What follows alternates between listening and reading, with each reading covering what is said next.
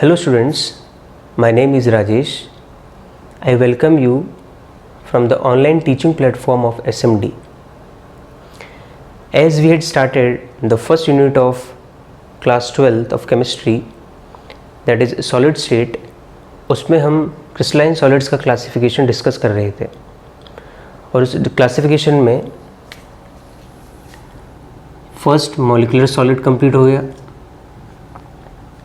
Second आयनिक solid complete हो गया, next है थर्ड क्लासिफिकेशन मेटेलिक सॉलिड।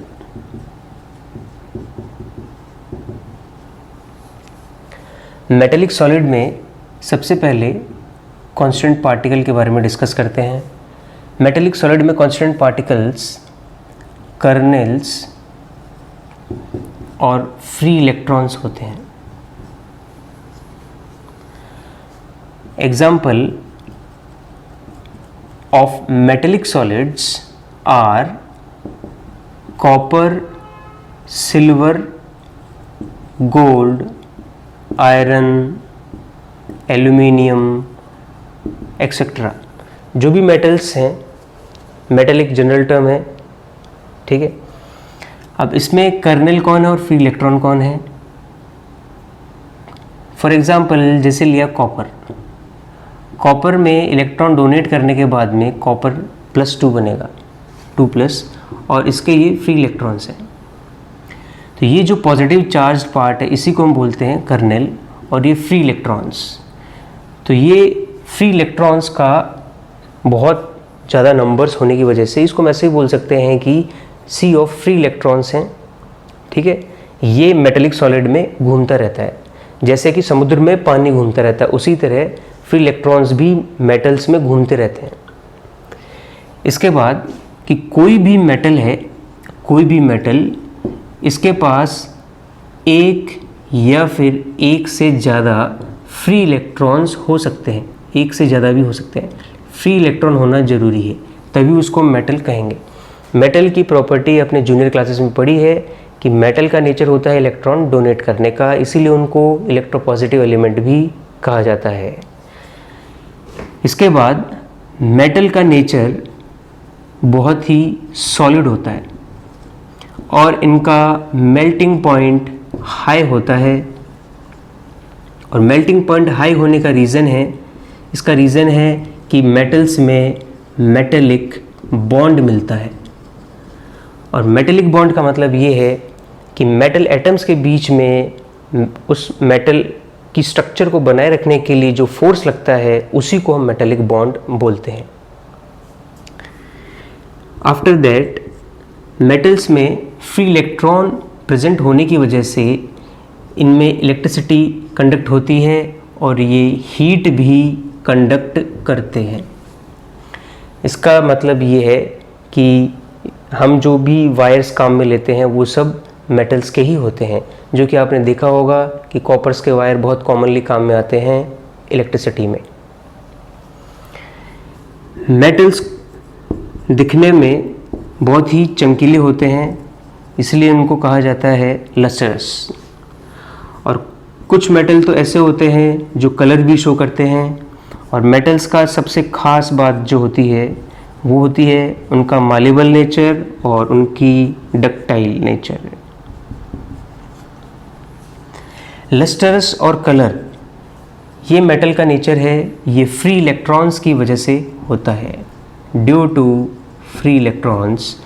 और मालेबल नेचर है, ये नेचर आयनिक सॉलिड से बहुत ही डिफरेंट है। आयनिक सॉलिड्स में आयंस की पोजीशन बहुत ही फिक्स होती है, जिसकी वजह से उनको हिट करने पर वो आयनिक जो सॉलिड हैं वो डिस्ट्रॉय हो सकते हैं बहुत ही ज़्यादा फोर्स लगाने पर। लेकिन मेटेलिक सॉलिड में पॉजिटिव आयंस की जो पोजीशन है उसको हम बाहर से फोर्स अगर हम लगाते हैं बहुत ज़्यादा तो उनकी पोजीशन को हम चेंज कर सकते हैं, इसीलिए वो आयनिक सॉलिड से बहुत डिफरेंट होते हैं और इसीलिए उनका नेचर मालेबल होता है। मालेबल का मतलब है they can be converted into sheet. जो इसका एग्जांपल है जैसे आयरन के जो छोटे छोटे रॉड्स स्ट्रक्चर्स बनती हैं, यूटेंसिल्स बनते हैं, बर्तन, ग्लास, रॉड और ये जितनी भी टिन शेड्स बनते हैं, ये सब मेटल्स के बनाना बहुत इजी होता है क्योंकि उनका नेचर मालेबल होता है। डक्टाइल नेचर का मतलब है कि उसको हम वायर में चेंज कर सकते हैं, मेटल्स को हिट करके और उनको खींच के उसको हम वायर्स में कन्वर्ट कर सकते हैं। इसीलिए मेटल्स के ऑर्नामेंट बनाना बहुत इजी होता है। मेटल्स का एक नेचर जो आपने सुना है सोनोरस है, वो भी उसका मतलब ये है कि जब मेटल्स को हिट किया जाता है तो उसमें वाइब्रेशंस होती है, उसमें आवाज़ बहुत होती है। सो here we are done with metallic solids. Now fourth classification, and that is the last point of classification of crystalline solids, that is covalent solids.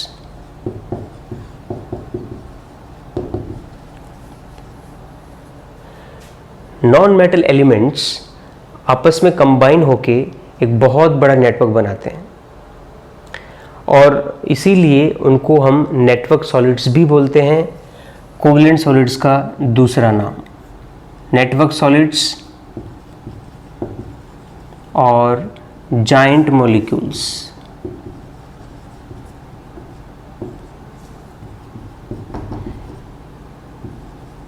इसका रीज़न ये है कि नॉन मेटल एलिमेंट्स एटम्स जो होते हैं उनमें नेचर होती है कि वो आपस में डायरेक्शनल बॉन्ड बनाते हैं। सेम नॉन मेटल एलिमेंट और डिफरेंट नॉन मेटल, ठीक है। जैसे एग्जांपल है डायमंड। डायमंड है, इसका कंपोजिशन होता है सिर्फ कार्बन। डायमंड है प्योर फॉर्म ऑफ कार्बन है, जिसको आप एलोट्रोप ऑफ कार्बन के एग्जांपल में भी आपने क्लास 10 में पढ़ा होगा। तो इसका फॉर्मूला अगर हम लिखें तो इसे लिखा जाता है सी डायमंड। डायमंड की अगर हम बात करें तो डायमंड जैसा कि कार्बन से बना होता है और कार्बन के आउटर मोस्ट शेल में 4 इलेक्ट्रॉन होते हैं। So these 4 electrons bonded with the near by 4 carbon atoms. जैसे कि पास के 4 कार्बन एटम से ये कार्बन एटम जुड़ा रहेगा, इसीलिए कोई भी इलेक्ट्रॉन फ्री नहीं है। अब एक छोटा सा जनरल कंसिडरेशन आता है, 11th क्लास का टॉपिक है हाइब्रिडाइजेशन। सो उस टॉपिक में हमने ये पढ़ा है कि कार्बन की अगर चारों वैलेंसी यानी चारों इलेक्ट्रॉन अगर सिंगल बॉन्ड बनाते हैं, जिसको कि हम सिग्मा बॉन्ड बोलते हैं, तो उस कार्बन का हाइब्रिडाइजेशन होता है sp3। और इस sp3 स्ट्रक्चर की वजह से इस कार्बन की जो स्ट्रक्चर होगी वो होगी टेट्राहेड्रल। और कार्बन कार्बन की जो बॉन्ड लेंथ होगी वो होगी 1.54 एंगस्ट्रम, जिसको कि आप 154 पिकोमीटर भी लिख सकते हो। ये जो कार्बन है ये नियर बाय 4 कार्बन से अटैच होगा और इससे जुड़ा हुआ हर एक कार्बन अगले 4 कार्बन से अटैच होगा। जैसे कि मैंने यहाँ डायग्राम में आपको दिखाने की कोशिश की है कि हर एक कार्बन है वो अपने अगले 4 कार्बन से अटैच होगा। इसीलिए डायमंड का जो स्ट्रक्चर है, ठीक है, ऐसा होता है। अब इसके बाद ये इससे जुड़ा हुआ नहीं है, ये इससे नीचे अलग आएगा इसमें, ठीक है। ये this is the structure of diamond. अगर यहाँ पे हम कार्बन को एक पॉइंट से शो करें तो ये स्ट्रक्चर वही होगा जैसा कि आपको बुक में शो किया गया है। जैसा कि इसमें आपको दिखाई दे रहा है कि जो डायमंड का जो स्ट्रक्चर है इसमें कोई भी इलेक्ट्रॉन फ्री नहीं है। फ्री इलेक्ट्रॉन नहीं होने की वजह से डायमंड है वो इलेक्ट्रिसिटी कंडक्ट नहीं करता है, और यही चीज़ हर एक कोवलेंट सॉलिड पे एप्लीकेबल होगी, जिसका दूसरा एग्जांपल हम और भी बहुत सारे एग्जांपल है, सिलिकल कार्बाइड, एल्यूमिनियम नाइट्राइड और भी बहुत सारे एग्जांपल हैं। लेकिन इसमें एक स्पेशल केस है, और उससे पहले मैं आपको एक बात और बता दूं कि कोवलेंट जो सॉलिड्स हैं ये बहुत स्ट्रॉन्ग होते हैं, बहुत मजबूत होते हैं, और उसका रीज़न हमने डिस्कस किया है कि इनका जो बॉन्ड है वो डायरेक्शनल होता है, और ये डायरेक्शनल और नॉन डायरेक्शनल की बात हम 11th क्लास में कर चुके हैं केमिकल बॉन्डिंग में। इसके बाद जो कोवलेंट सॉलिड्स हैं, इनको अगर हम मेल्ट करने के लिए टेम्परेचर इंक्रीज करें तो ये इतने स्ट्रांग होते हैं कि ये मेल्ट तो होते नहीं हैं और ये डिकम्पोज हो जाएंगे, ठीक है, इसलिए ये बहुत ज़्यादा स्टेबल होते हैं। इसके बाद एक छोटा सा डिस्कशन है कि हमारे पास एक कोवलेंट सॉलिड है जिसको हम बोलते हैं ग्रेफाइट। इस नाम तो आपने सुना ही होगा। ग्रेफाइट कोवलेंट सॉलिड का एक स्पेशल केस है। ये ग्रेफाइट है और दूसरे कोवलेंट सॉलिड की तरह नहीं है, ये और दूसरे कोवलेंट सॉलिड से डिफरेंट है।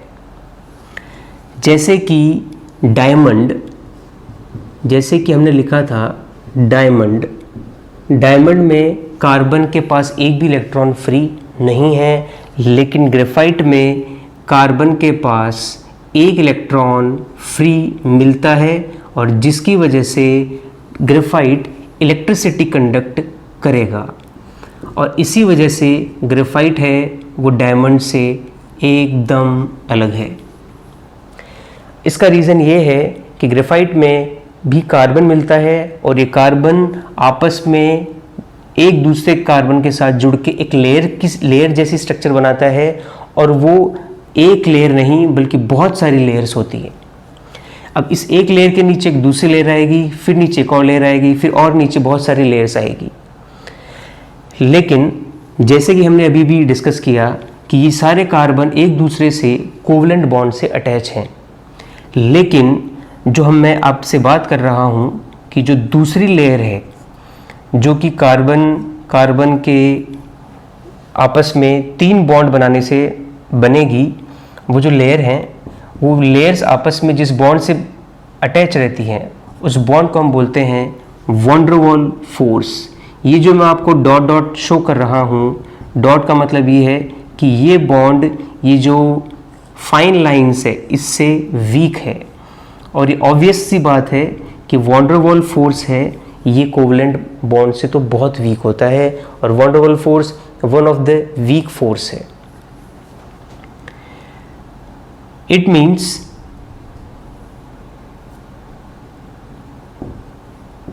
ये जो लेयर्स हैं, ये जो लेयर्स बनी हैं, ये आपस में ज़्यादा अच्छे से जुड़ी रहेंगी। लेयर्स के अंदर के जो कार्बन एटम ये ज़्यादा अच्छे से जुड़े रहेंगे, जबकि लेयर्स के बीच में जो फोर्स लग रहा है ये फोर्स वीक रहेगा। इसका एक एग्जाम्पल है, एक छोटा सा एग्जाम्पल है पेंसिल। पेंसिल में जो लीड होती है जिससे लिखावट आती है वो ग्रेफाइट की बनी होती है। जैसे ही आप फोर्स लगाते हो लिखने के लिए तो लेयर्स हैं वो पेपर पे छप जाती हैं, ठीक है, और आपको ऐसा लगता भी होगा कि बहुत सॉफ्ट पेंसिल बहुत सॉफ्ट चलती है, और उसका नेचर ये है वॉन डेर वाल फोर्स। जैसा कि डायमंड में कार्बन कार्बन का जो बॉन्ड लेंथ था वो था 154 पिकोमीटर और 1.54 एंगस्ट्रम, और ग्रेफाइट में कार्बन कार्बन की बॉन्ड लेंथ होती है 141.5 पिकोमीटर, जिसको हम बोल सकते हैं 1.41.5 पिकोमीटर। क्लियर है? और ये जो लेयर्स के बीच की जो डिस्टेंस है वो होती है 340 पिकोमीटर, जिसको आप बोल सकते हो 3.4 एंगस्ट्रम, और इसको हम लिख सकते हैं 1.415 एंगस्ट्रम। जैसा कि आप देख रहे हैं कि यहाँ पे ये बॉन्ड लेंथ डायमंड से तो कम है। इसका रीज़न यही हुआ कि बॉन्ड लेंथ कम होने का मतलब ये है कि ये पास पास में है। और हमने अभी यहाँ डिस्कस किया कि कार्बन जो प्रेजेंट है ग्रेफाइट में उसकी केवल 3 ही वैलेंसी पूरी हैं। इसका मतलब ग्रेफाइट में हर एक कार्बन के पास आपको एक इलेक्ट्रॉन फ्री मिलेगा, एक ही इलेक्ट्रॉन फ्री मिलेगा। यहाँ पे जो आपको ये कार्बन इधर फ्री दिखाई दे रहा है जिसकी एक वैलेंसी कम है, ये स्ट्रक्चर आगे तक है, इधर तक चलेगी, तो इसको आप ऐसे शो कर सकते हो, ये एक वैलेंसी नहीं है, जो यहाँ नहीं शो की है वो है ये, ठीक है। ऐसे आप बाकी आप डायग्राम में और देख लेना, क्लियर है। और ये फ्री इलेक्ट्रॉन की वजह से ये ग्रेफाइट इलेक्ट्रिसिटी कंडक्ट करेगा। डायमंड में कार्बन का हाइब्रिडाइजेशन sp3 हमने डिस्कस किया, और ग्रेफाइट में कार्बन का, जितने भी कार्बन है हर कार्बन का हाइब्रिडाइजेशन होता है sp2, क्लियर है। ग्रेफाइट का use as a solid lubricant भी होता है, और ग्रेफाइट का यूज़ आपने न्यूक्लियर रिएक्टर में सुना होगा, एज ए मॉडरेटर भी काम में आता है, जो कि रिएक्शन को कंट्रोल करता है। और डायमंड और ग्रेफाइट में सबसे मेन डिफरेंस ये है कि दोनों ही कार्बन के प्योर फॉर्म हैं, लेकिन फिर भी ग्रेफाइट है वो इलेक्ट्रिसिटी का बहुत ही अच्छा कंडक्टर है, लेकिन हीट अच्छे से कंडक्ट नहीं करता, जबकि डायमंड है वो इलेक्ट्रिसिटी कंडक्ट नहीं करेगा, इंसुलेटर है और हीट का बहुत अच्छा कंडक्टर है। डायमंड बहुत स्ट्रॉन्ग होता है और ग्रेफाइट सॉफ्ट नेचर का होता है। और इस तरह हमारा classification of crystalline solid complete है। इसके बाद हम